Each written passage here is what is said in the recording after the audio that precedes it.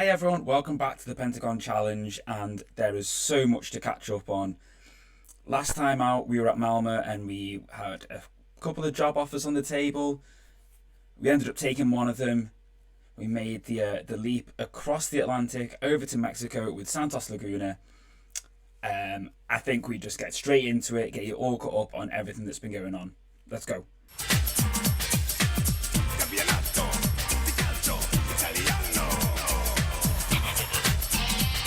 That's right, everyone. We traded cold Sweden for sunny Mexico, and it's been tougher than I thought it would be, to be honest with you.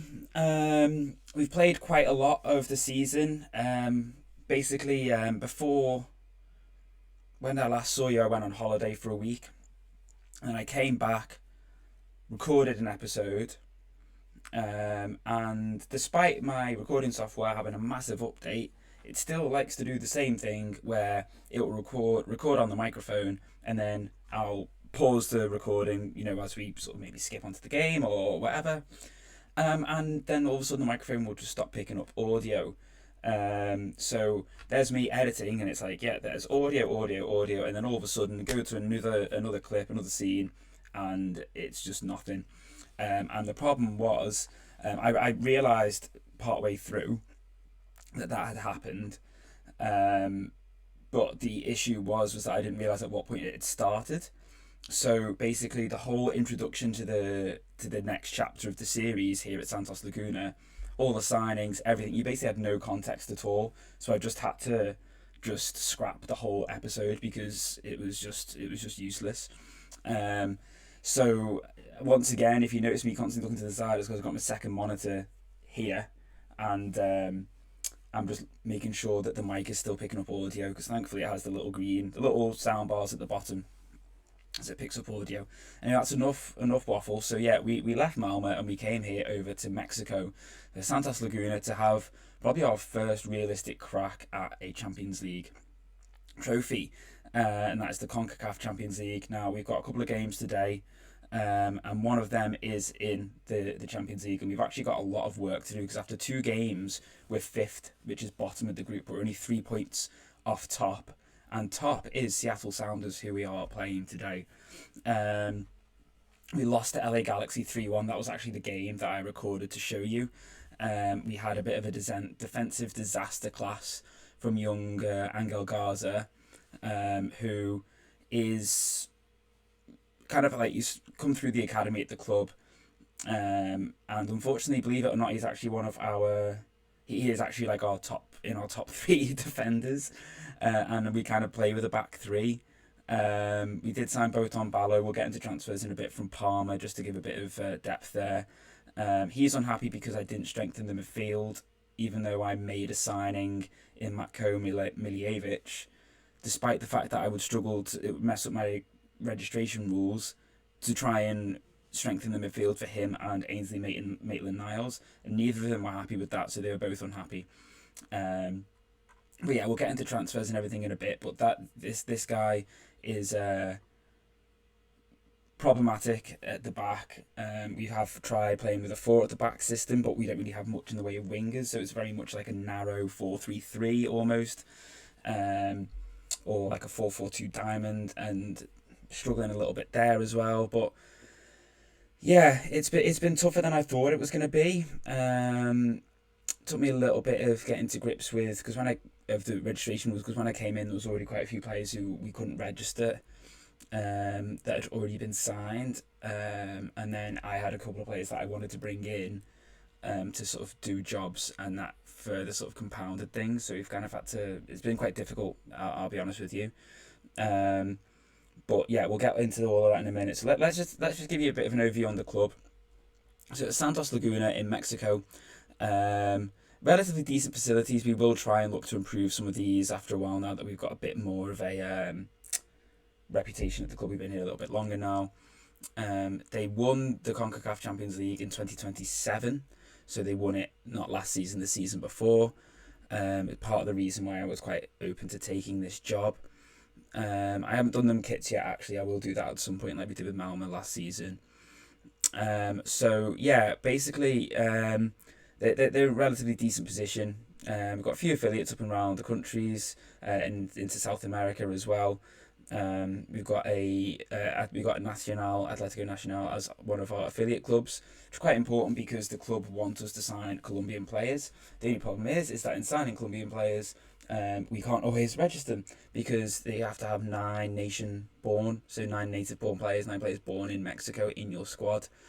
And it's not like you then have like an indefinite number of players that you can register. You do in some leagues, you still have a limit on who you can and how many players you can register.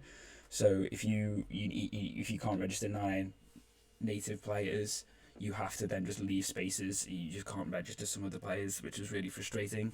I might ask them to look for an affiliate club because they want us to I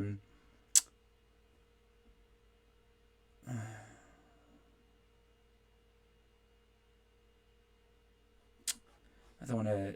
I've not got enough clout at the moment. Probably have to look at see if we can get rid of some of those last ones because they want us to also sign players from Uruguay. So they're devastated that it's Ecuador, not Colombia. They're devastated that we've not signed Ecuadorian players or Uruguayan players. But if I sign them, I can't register them. So it's really, really, really frustrating. So if we look at the transfers that we've done, so there was a couple of signings that were kind of taken out of our hands. One of them, which was really annoying, was this guy, Ignacio Sotelo. He was a player that came through the system here at Santos Laguna, and he had a release clause which Everton matched, and we were powerless to stop him from going for 7.25 million. And he was someone that we would have probably really liked to have kept, to be honest with you. But unfortunately it wasn't meant to be. A couple of other players that we were kind of forced to sell in some ways with this guy, Juan Manuel Cruz, striker, probably would have been really useful for us, to be honest with you. But we couldn't register him. He is Argentinian. Well, we could have done, but it was compromising our ability to register players. And we got a decent bit of money for him from Utrecht, so we sold him and used that money to reinvest into the squad because there were areas of the squad which were quite weak, including our goalkeeper position, which was, believe it or not, held by none other than Angus Gunn. He had been part of that Champions League winning squad, but him being English, we wanted to try and free up a spot in the registrations, so we did that. We sold him to Lorient. Same for this guy, Leonardo Rialpe, good defender, but Ecuadorian, so interfering with our ability to register players. So he went as well, and same as Johan Carbonero, who we sold to Wolves. And again, another sort of attacking winger, because at the time we were looking to mainly play with like a 5-3-2. Which we still are at the moment, but that's kind of because we built the squad for that, and we will hopefully be able to develop that once we get into a position where we've got a sort of a more fit and healthy squad in terms of registration rules. The others was just sort of like loan deals where we couldn't register the players, or like some players like this guy Nicola Marash, decent-ish defender. And probably would have been useful for us, but again was very much limiting our ability to register players. We probably wouldn't have been able to register them anyway, so it's like, well, we might as well sell him. In terms of what we needed signings wise, so we needed a playmaker, so we signed this guy Lionel Coira. He's Argentinian again, so registration rules are difficult, but and what's really frustrating is that we signed him thinking good playmaker, cheapish. He can sit in that number 10 and play balls up to the front 2 strikers, and he's really not sort of set the league alight. He's really struggled, so we're kind of feel like we're wasting a spot on him because he's really not playing that well. We needed a new wing back, just to provide a bit of depth, so we signed Angel Lopez. He's already worth a lot more than what we signed him for, so it might be that we look to do a quick bit of profit on him and a quick sale, if we can try and sign a Mexican wing back who will count as native born. Brian Diaz, he was he was like a really cheap Costa Rican player for us that we were able to bring in. Looks really, really good, and he's only young, and hopefully we can turn a profit off him. He's already worth at least double what we signed him for, So with a bit of luck, he will continue to develop, and then we can sell him and invest in the squad. Anything Maitland-Niles, we already touched on. We signed him. Basically signed him for his versatility because he can play wing back either side. He can play midfield. He's really versatile, and he's been really good for us, to be fair. Daniel Jefferson, Canadian player, we signed on free. He's been a really good striker for us, to be fair. But again, probably a short-term solution, and we will hopefully look to be able to sell him for a bit of profit. Like I said, he didn't cost us anything, so any transfer fee we get for him will be money in the bank. Botan Ballo, again, we signed just for a defensive option, super cheap. We signed David Ochoa because he was Mexican, and we thought, great, he can come in and do the role in goal for us. He's Mexican, hopefully he'll fill registration rules. Unfortunately, he didn't. He must have been born somewhere else, or he's developed in a different country. So that meant then that we ended up needing to sign a new keeper, and we just basically looked through the league, looked through the players, looked at Mexican players who counted as native born, and we found this guy, Ret Nieto, who was actually being linked with a big move to PSG. And we basically swept in and signed him up before they could. So yes, he cost a lot of money. He's been decent, and he's only young. And if PSG have been monitoring him previously, hopefully they will continue to do so. And worst case scenario, we sell him for big profit. Best case scenario, he becomes the #1 keeper at the club for many, many years to come. And we touched on, we signed Matko Miljevic. Now, this is a player that I came across, I think, on like FM20 or something. I took over a job at Spurs, and he was already there, and he was pretty good then. He's not really, hit the heights that promised maybe earlier on, but he's doing okay for us. I think he's already got a couple of assists in his time here, or just the one in the league. But yeah, a bit of an annoying signing because he didn't fulfill what I wanted him to do, which was to please some of the players. So we've had a bit of a hit and miss time really here in terms of results. We started with a win, and we drew Club America. The cup as well, Mexican Cup, is like a group stage to start with. So we're currently top, but Pumas still got to play against, I think it's Atlante, I think they've still got to play. Yeah. So they could well go back above us if they win that one. But it's basically all the top teams go through, and the second, like the top 6 or 7 second best teams or something. So we should be okay. It's 2 rounds as well, 2 rounds of fixtures. So if we can just get revenge on Pumas like we did here in the league, it should sort of negate any concerns there. Yeah, we've had a bit of a hit and miss time. So this was the game that I was going to show you. It was the Galaxy game, the San Luis game, and the Cafetaleros game. Like I said, in this game we had a bit of a disaster class from Gaza. Against San Luis, we actually took the lead and then threw it away. And we went behind, but then pulled it back straight away, and then they took the lead. Against Cafetaleros, we won despite going down to 10 men. So it was 1-1. We went down to 10 men, and then we managed to get a penalty to make it 2-1.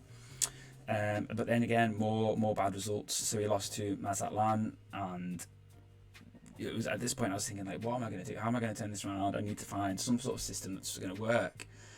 And then I've kind of been flicking between a 4-3-3 and a 5-3-2. And to be fair, since then we've not actually lost. We drew Pachuca. The problem that the main issue was this draw against Solos Tijuana in the CONCACAF. We took the lead. We just couldn't hold on. They just kept sending wave after wave after us, and we just couldn't hold them off. And in the end, they did get the equaliser. So a win there would have been massive for us. But you know what? It's better than a draw. But it's better than a loss. But it does mean that for like the next couple of games, Sounders and Whitecaps, we really have got to win. We have no choice but to win, really, if we're going to have any chance of getting out of the Champions League group. And that brings us on to the game against Seattle Sounders. So this is kind of the system we've been playing. It's a custom 5-3-2, and it does work, just not always as well as I'd like it to. We have got a few new centre halves joining, Mexican ones, native born ones as well, in the January. So they will be massive for us. We've got Botan Ballo, who's not fully fit, but I don't really want to have to play my other option, which is Brandon Tede, because he is young and he's also not probably good enough yet. But he will probably feature at some point in this game unless we revert to our 4 at the back system. We have Angulo as like a wide centre back on defend, just to sort of cover a little bit wider for when Mitchell pushes forward. And then we just have a very sort of like basic midfielder, a deep line playmaker, and a box-to-box midfielder. Maitland-Niles plays as the right wing back, but he can alternate with Perez quite comfortably. And then we have Koira as the advanced playmaker, but I'll probably put him on attack. And then we've got Escalante, who's another sort of young striker coming through the academy, as a deep line forward. Just, don't get me wrong, his passing's not ideally what I would use him for as a deep line forward, but I play Jefferson as the advanced forward because he's just a little bit better getting in behind because of his pace. And Escalante is not necessarily what I'd say. I wouldn't class him as tall enough for me to use him as a target forward for flicking the ball on. So we just kind of use him like that, really. I have been finding recently that I've been having to drop the line just to standard, just to try and reduce the number of balls coming through, because Garza is not always the best at following his man. So yeah, that's what we've found. It's been working okay for us so far. So hopefully it'll get us the result here against Seattle Sounders. So it's a big game, and we really, really need the win. It's vital that we get the win here. Just check what's going on with my highlight speed. Yeah, that's fine. Yeah, it's vital that we get the win here. And Tijuana are beating Galaxy, so even more important that we get the win, really, I think. And we got a corner.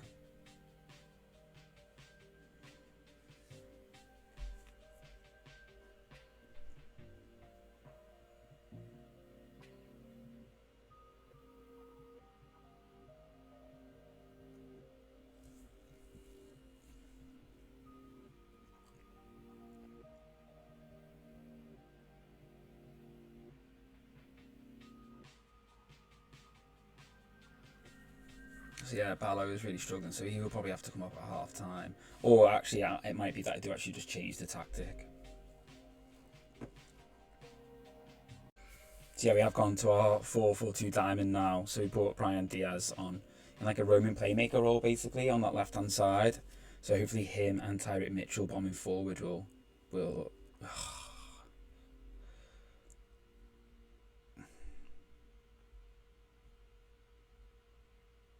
the last thing we needed was that. The last thing we needed. Good header, to be fair, but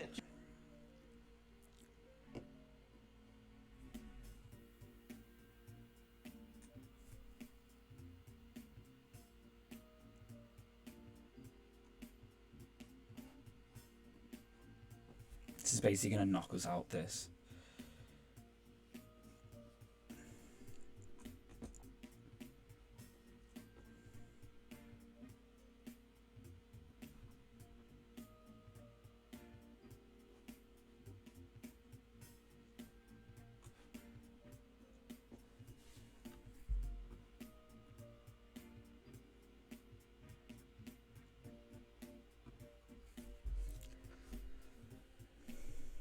Gotta try and get something. Gotta try and get something. Nice, Mitchell. Nice. Oh, tipped onto the post by the keeper.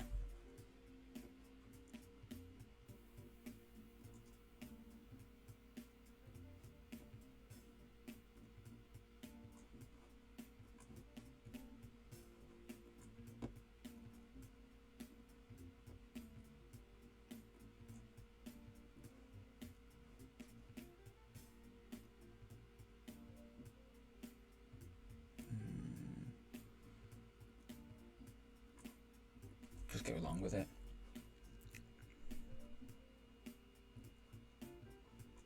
Really got to get a result. Got to get a result.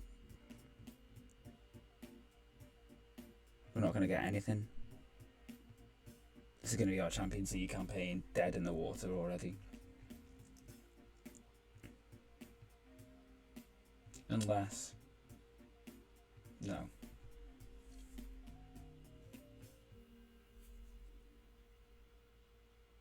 Poor pass. Really poor pass.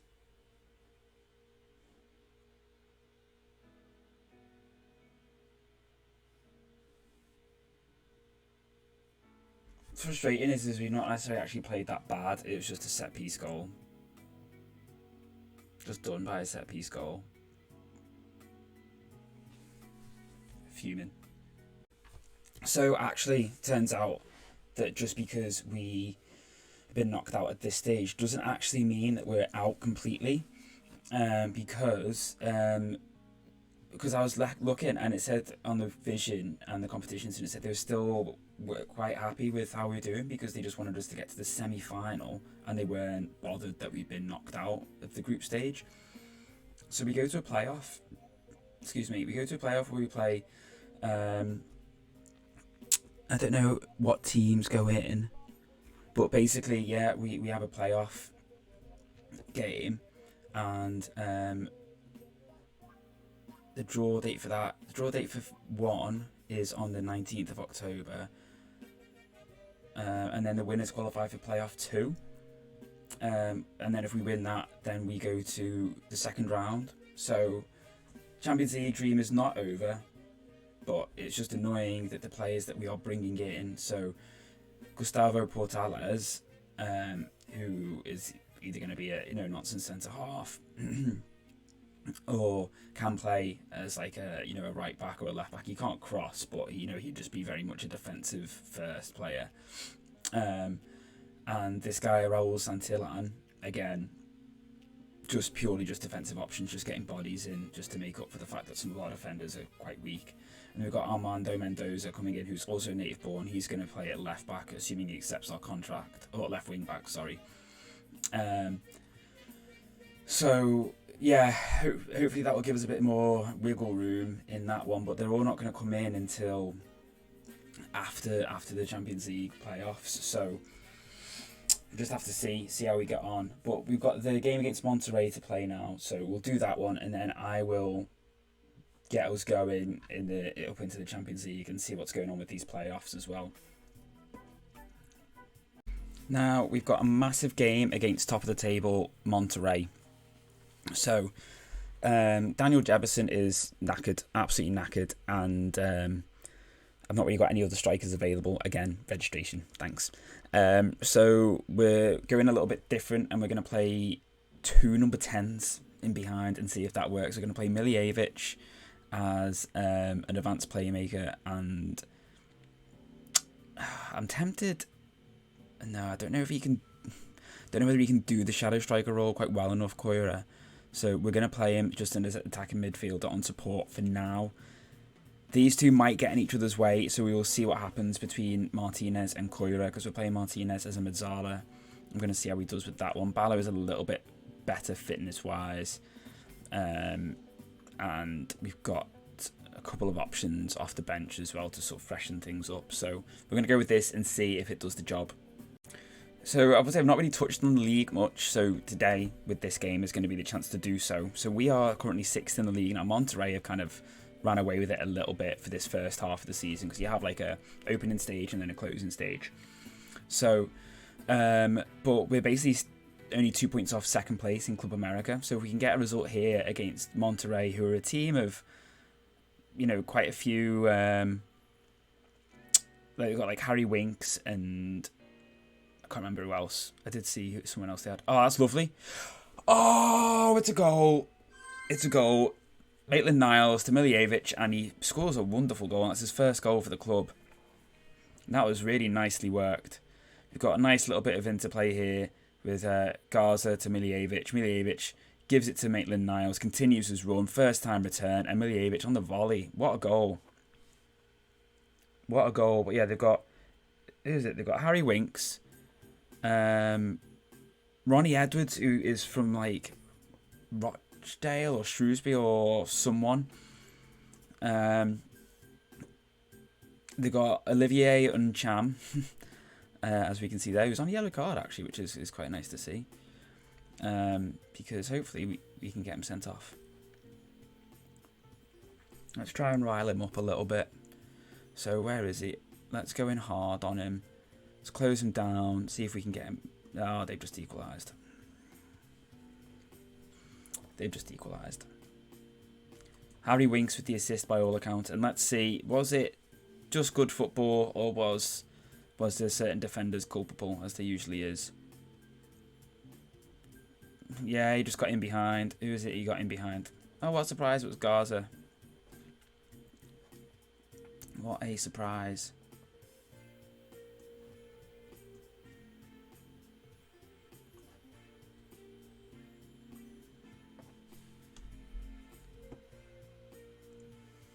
You know what though, 1-1 away at Monterrey at the runaway league leaders is not bad. Second half, honestly, if we could get a result here, it'd be brilliant. Like I said, you know, a draw is really good, but I think if we could get a win, that would be unbelievable. Good hands from Nieto. Ballo is flagging again though.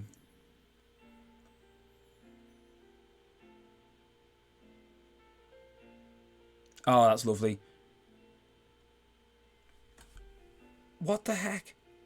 How did he...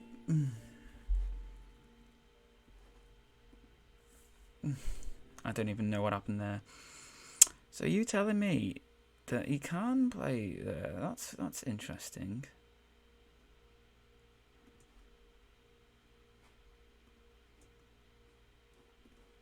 Didn't realize he could play there. Angel Lopez, sorry.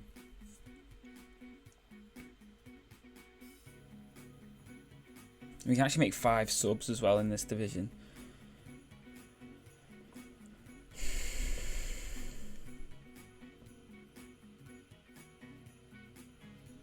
It's the bar. I think Angel Lopez just smashed a header off the bar. No delivery, come on.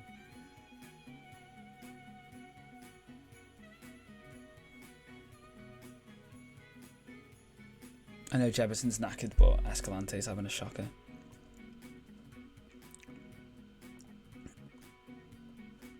Let's just see if we can... No. Oh, my word. That deflection was literally about to loop into the goal, and then Garza thankfully managed to snatch it out.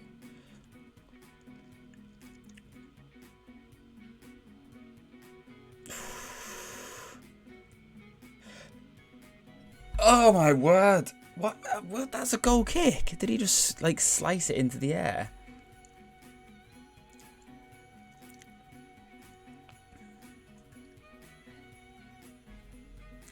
You know what? I will take that. To be honest with you, I will take that 1-1. Alright, everyone. That's the end of today's episode. Again, sorry for the delay, but hopefully we covered most things here, and we were all up to speed with where we're at.